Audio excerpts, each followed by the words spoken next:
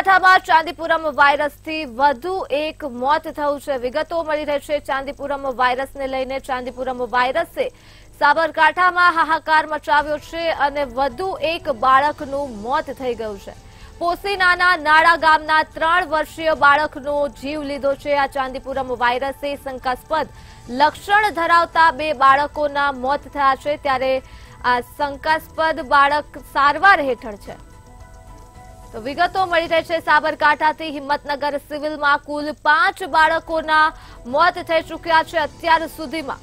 ચાંદીપુરમ વાયરસે વધુ એક બાળકનો જીવ લીધો છે, વધુ એક બાળકનું મોત થઈ ગયું છે। પોસીનાના નાડા ગામના 3 વર્ષીય બાળકનું મોત થઈ ગયું છે ચાંદીપુરમ વાયરસના કારણે। શંકાસ્પદ લક્ષણ ધરાવતા 2 બાળકોના મોત થયા છે અને શંકાસ્પદ લક્ષણ ધરાવતા 2 બાળક સારવાર હેઠળ છે, ત્યારે હિંમતનગર સિવિલમાં કુલ 5 બાળકોના અત્યાર સુધીમાં આ ચાંદીપુરમ વાયરસના કારણે મોત થઈ ગયા છે। ચાંદીપુરમ વાયરસે સમગ્ર જિલ્લામાં હાહાકાર મચાવ્યો છે। આરોગ્ય તંત્ર પણ દોડતું થયું છે ચાંદીપુરમ વાયરસને લઈને, ત્યારે પોસીનાના નાડા ગામના 3 વર્ષીય બાળકનું મોત થયું છે। વિગતો સાબરકાંઠાથી મળી રહી છે। શંકાસ્પદ લક્ષણ ધરાવતા 2 બાળકોના મોત થયા છે અને ચાંદીપુરમ વાયરસના શંકાસ્પદ લક્ષણ ધરાવતા 2 બાળકો સારવાર હેઠળ છે। તો આ મુદ્દે જ આપણી સાથે સંવાદદાતા દીપક જોડાઈ ચૂક્યા છે। જે દીપક, ચાંદીપુરમ વાયરસથી વધુ એક બાળકનું મોત થઈ ગયું છે, વધુ એક બાળકનો જીવ લઈ લીધો છે આ વાયરસે, શું કહેશો?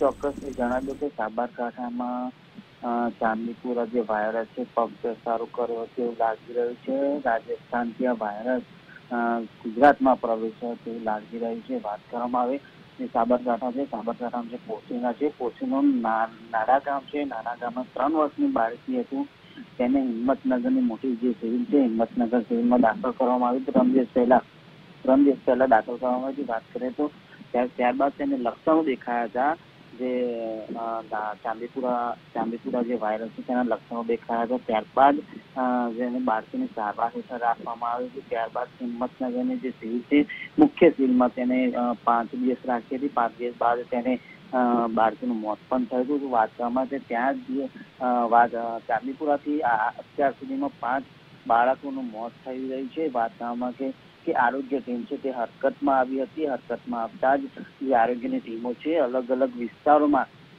જે ચાંદીપુરા વાયરસ છે વાયરસની તપાસ ચાલુ છે અને જેને લક્ષણો દેખાતા હોય છે તેને હિંમતનગરની મુખ્ય સિવિલમાં જે સ્પેશિયલ વોર્ડ બનાવવામાં આવે છે તે પણ દાખલ કરવામાં આવી રહ્યા છે। તો વાત કરવામાં આવે આ વાયરસ શેનાથી થઈ રહી છે, તે મુખ્ય કારણ શું છે, આમ તો વાત કરવામાં આવી છે આરોગ્યની ટીમે પણ તપાસમાં કહ્યું છે કે જે માખી છે માખીમાંથી આ વાયરસ ફેલાતો હોય તેવું પણ લાગી રહ્યું છે અને આરોગ્ય ટીમો પણ હાલ તો તપાસની કામગીરી જોરશોરથી ચાલી રહી છે। જી, તમામ વિગતો બદલ આભાર। તો સાબરકાંઠાથી માહિતી મળી રહી છે ચાંદીપુરમ વાયરસને લઈને। ચાંદીપુરમ વાયરસે વધુ એક બાળકનો જીવ લીધો છે। પોશીનાના નાડા ગામના 3 વર્ષીય બાળકનું મોત નીપજ્યું છે, ત્યારે શંકાસ્પદ લક્ષણ ધરાવતા 2 બાળકો હજુ પણ સારવાર હેઠળ છે।